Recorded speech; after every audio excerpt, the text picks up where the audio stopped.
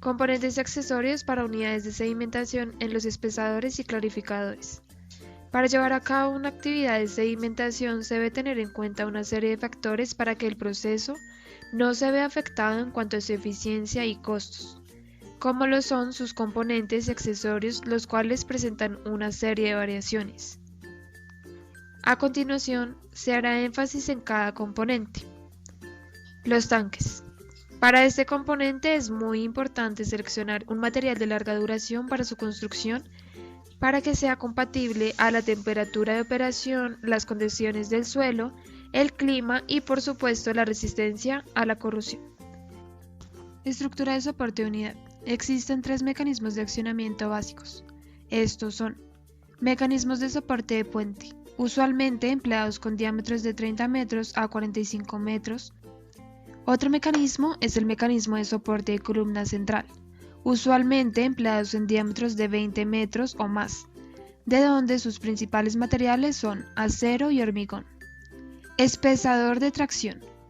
Contiene un mecanismo soportado por la columna central con el brazo de un accionamiento unido a un carro motorizado en la periferia del tanque. Conjunto de accionamiento. Es uno de los componentes más importantes ya que proporciona la fuerza que se empleará para mover los rastrillos y para mover los sólidos. Mecanismo de levantamiento de rastrillo. Estos deben ser proporcionados cuando es probable un funcionamiento anormal del espesante. Una ventaja importante de este diseño es la superficie relativamente pequeña del mecanismo de rastrillo, lo que reduce la acumulación de sólidos. Una desventaja de este o de cualquier brazo articulado u otro diseño de elevación automática es que hay una poca elevación en el centro donde normalmente ocurre la sobrecarga. Alimentación. Está dispuesta de forma que la alimentación entre con una baja turbulencia, conformada por un lavador abierto que evita el exceso de velocidad, con una pendiente en la mayoría de los casos de un 1 a 2%. La alimentación también puede entrar hacia arriba a través de la columna central desde una tubería instalada debajo del tanque. Disposición de desbordamiento. El efluente clarificado normalmente se elimina en un lavado periférico, situado dentro o fuera del tanque. Espesadores. Es un proceso de separación líquido-sólido, el cual concentra los sólidos presentes en un medio acuoso por medio de la sedimentación por gravedad de manera que el flujo sea estacionario. En este proceso se extraen los sólidos continuamente a una velocidad inferior a la de la alimentación o de forma batch, siendo el primero el más utilizado en la industria. Ventajas y desventajas de los espesadores. Dentro de los beneficios que genera este tipo de operación unitaria se encuentran mejores condiciones técnicas y económicas en la operación de digestores por reducción del espacio necesario. La cantidad de calor necesaria al calentamiento del digestor disminuye. El periodo de retención aumenta. Se produce una menor cantidad de líquido sobrenadante y permite una mayor tasa de aplicación de sólidos por metro cúbico de capacidad. Mecanismos de espesadores. Espesador por gravedad. Se aplica especialmente para tratamiento de fangos. Espesador por filtración. Este tipo de espesador se utiliza más que todo en el tratamiento de minerales, tratamiento de agua, tratamiento de efluentes que contienen metales pesados y tratamiento de fangos. Espesador por centrífuga. Consiguen la separación líquido-sólido mediante la aplicación de fuerzas centrífugas. Aunque los espesadores centrífugos tienen la ventaja de conseguir un alto grado de espesamiento, el proceso está altamente mecanizado y por lo tanto requiere un sofisticado programa de mantenimiento. Los 3 principales tipos de centrífugas empleados actualmente son la centrífuga de cuenco decantador de sólidos y de boquilla de disco. Entre sus principales aplicaciones tenemos el tratamiento de aguas residuales, neutralización de aceites, deshidratación de lodos, entre otras. Espesadores de tambor rotativo. Consiste en un sistema de acondicionamiento del fango biológico incluyendo la alimentación de polímero y unos tamices cilíndricos rotativos. El fango se mezcla con el polímero en el tambor de mezcla y acondicionamiento y a continuación el fango pasa a una serie de tamices rotativos que separan los sólidos floculados del agua. Entre sus principales aplicaciones tenemos el tratamiento de lodos, industria minera, cerámica, siderúrgica, química, entre otras. Tipos de espesantes. Los espesantes se dividen según la estructura de soporte de unidad, la forma de alimentación, el diseño y mecanismo del rastrillo y la adición de un floculante en espesadores convencionales. Este tipo de espesador consiste en un pozo de alimentación generalmente de 1 metro, con una pulpa de alimentación diluida en agua recuperada, la cual forma 3 zonas: agua clara, pulpa con composición similar a la alimentación y el sedimento. Espesantes de alta velocidad. La mayor capacidad que se espera de un espesante de alta velocidad se debe únicamente al uso eficaz del floculante para maximizar el rendimiento. En la mayoría de las aplicaciones existe una dosificación umbral y una concentración de sólidos de alimentación a los que comienza a producirse un notable aumento de la capacidad. Este efecto continuará hasta un límite, momento en que la capacidad será máxima a menos que se acepte una concentración de sólidos de flujo inferior. Espesantes de ultra alta tasa. Este tipo de espesantes usa un tanque alto y profundo con un cono de fondo empinado y puede usarse con o sin un mecanismo de rastrillado.